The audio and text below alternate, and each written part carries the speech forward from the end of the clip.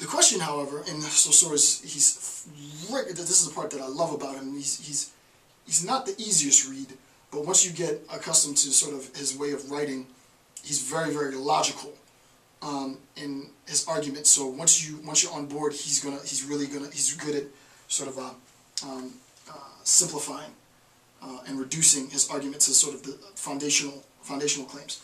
The question is, are we looking at nu, the word nu, linguistically, as sound? Right? Because obviously there's the sound nu. There's a sound naked, right? There's a sound nu. I'm making this sound. Okay? Are we interested in looking at the idea? The idea of nu, right? So are we interested in the sound? Are we interested in the idea? Remember, I've already shown you within Locke, right? I've already shown you in Locke in the previous lecture. It was book 3, chapter 2, section 7 in Locke, right? That Locke talked about the necessary relationship between sound and idea. So if you're thinking, and this is really, really good point for sort of graduate students, right?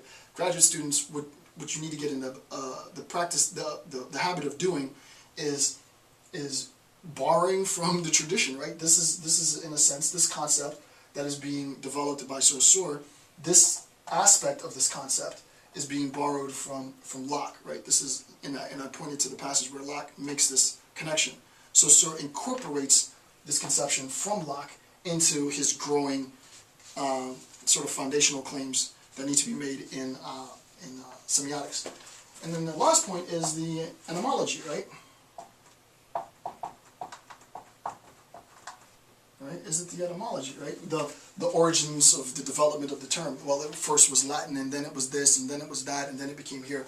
Obviously, through familial relations. Later, I'll talk about sort of the role of value, the semiotic concept of value in familial relation, and also within. Well, I don't want to get into too much, but yeah, I'll talk about that later. So, when we're talking as linguists about nu as the object of our study, like the scientist is studying something, well, we have to recognize that when we're talking about this concept nu as object, are we going to be talking about it as the sound nu? Are we going to be talking about it as the idea of being nude, right, of being naked? Are we going to talk about it as sort of the resultant sort of progress of, I don't know, familial relations and the development of this term from its Latin base, right? How are we going to talk about it? All of these, it's not that this is better than this or this is better than that. It's just that how are we going to articulate how we're going to ground, if you will, our analysis if this is the object of our study.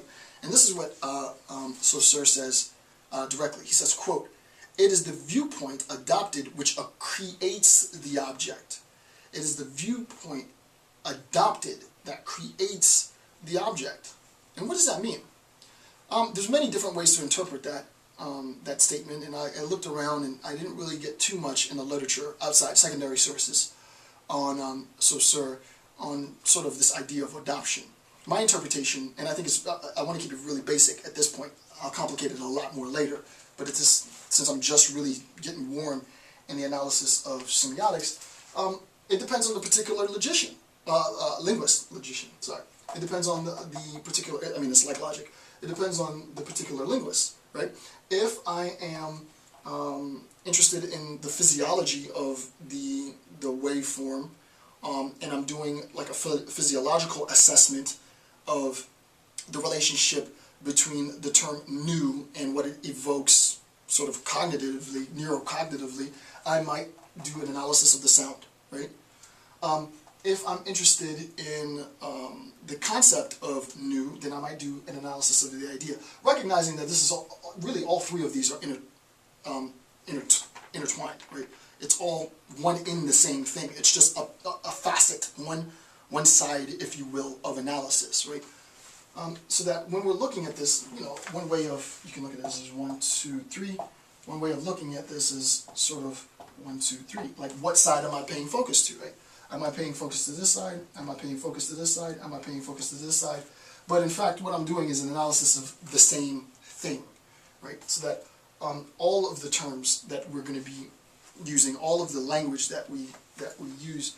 Well, all the speech acts have this, right? There is an etymology, and I don't want to get too deep right now, but all of our speech acts, parole, has an etymology. The language itself is a bit different. It's a bit more complicated. We sort of lose, this drops off at the level of language per se, prima facie, but I'm not going to talk about that now.